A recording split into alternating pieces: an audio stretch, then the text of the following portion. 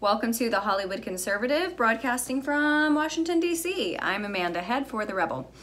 In light of last week's tragedy in Florida, anti-gun rallies have popped up all over the country, specifically there in Florida, as a group of about 100 students from Marjory Stoneman Douglas High School loaded up on buses and headed to the state's capital of Tallahassee. They are also planning a march for our lives on March 24th. Now, in addition to the gun control push that we know will be primary, another thing that they are marching for at these rallies is to lower the voting age to 16. Think about that. Some kids aren't even mature enough to drive at 16. 16-year-olds make a lot of bad decisions. Not because they're stupid or bad people or anything of the sort, but because they don't have life experience. You know what does have life experience? Artificial hips. And they can last 16 years. Also, most cats live longer than 16 years. And frankly, I think my cat would actually be more qualified to vote because with me as her mom, she knows that socialism and democratic policies suck. But I think about what I was doing at 16 years old. At that point, I think I had probably already had a wreck or two on my driving permit.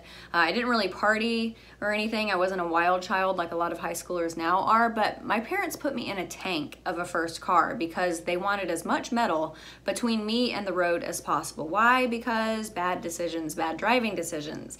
So I was driving down Highway 31 in Hoover with my JL audio speakers in the back bumping NSYNC, Ja Rule, and Eminem. Yeah, I turned out to be a pretty decent human, I think, but that was me at 16 years old. I was an idiot.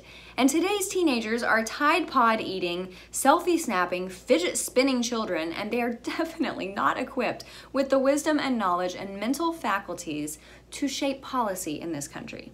Now, I saw a video this morning that was really disturbing. I found it on Reddit and I posted it on my Facebook this afternoon. Of course, YouTube has taken it down, but I still have it because I ripped it off the web, knowing that YouTube would probably delete it. So here's a clip of it now.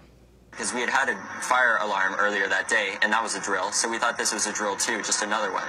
Because we have a lot of fire alarms, a lot of fire drills at the school. After we heard the first gunshot, we initially thought it was a drill. Actually, that was a bad choice. Hold on. It's okay, you're fine. Actually, that was a bad choice because the janitor... Sorry. It's okay. You're fine, David. You're fine. Honestly, when I was going out, I was kind of in... Hold on. It's okay. When I was going out, I was in shock. Yeah, saying I don't know how to put this in perspective. It's okay.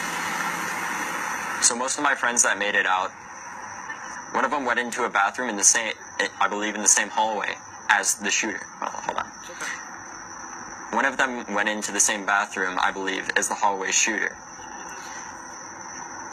He was in there at the same time, and he was in the bathroom, and he didn't know if he was going to live. So it's a video of a CNN cameraman coaching, feeding lines to one of the students at Marjory Stoneman Douglas High School on what to say in this on-camera interview, and it's quite disturbing.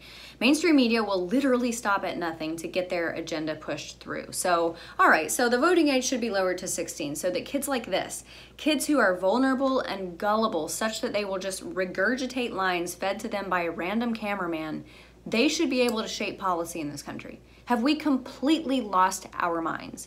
I mean, I think 18 as a voting age is probably even a little too early. Most medical professionals will tell you that the brain doesn't really fully mature emotionally until 25 years old. And we have enough crybaby grown-ups in this country voting with their emotions. We do not need the 16 to 18 population voting with their underdeveloped emotions too. Now, these kids deserve to have their voices heard, but simply because you went through something like this and you're a victim of a tragedy like this, that doesn't immediately make you an expert on public policy. I'm sorry, you're grieving. We are all grieving with you. But there's a reason you can't vote. With age comes maturity and wisdom, and you just don't have it yet. Also, just a little sidebar, I'm no conspiratorialist or anything, but how did they manage to get all of this planned, hire the bus, get out of school, get out of jobs, get out of previously planned engagements in just 5 days to storm the Capitol? I can't even get an appointment with my dermatologist in less than 5 days. But bottom line is, Democrats are using this tragedy and using these children as pawns to push their agenda. It's straight out of the Alinsky playbook. Exploit chaos and tragedy for political gain. We as conservatives tend to think logically. It's not because we don't feel for these people, it's just that we know that acting on emotion doesn't create good policy. Thanks for watching. I'm Amanda Head for The Rebel. If you enjoyed my commentary and want to hear more from all of us here at The Rebel, subscribe to our premium content at www.therebel.media/shows, and make sure you're following us on Facebook and Twitter for all the latest news. Also, download our new app for The Rebel Media on the App Store. One little click, that's all it takes, and you will have access to all of the latest videos and your favorite shows. I'm Amanda Head for The Rebel.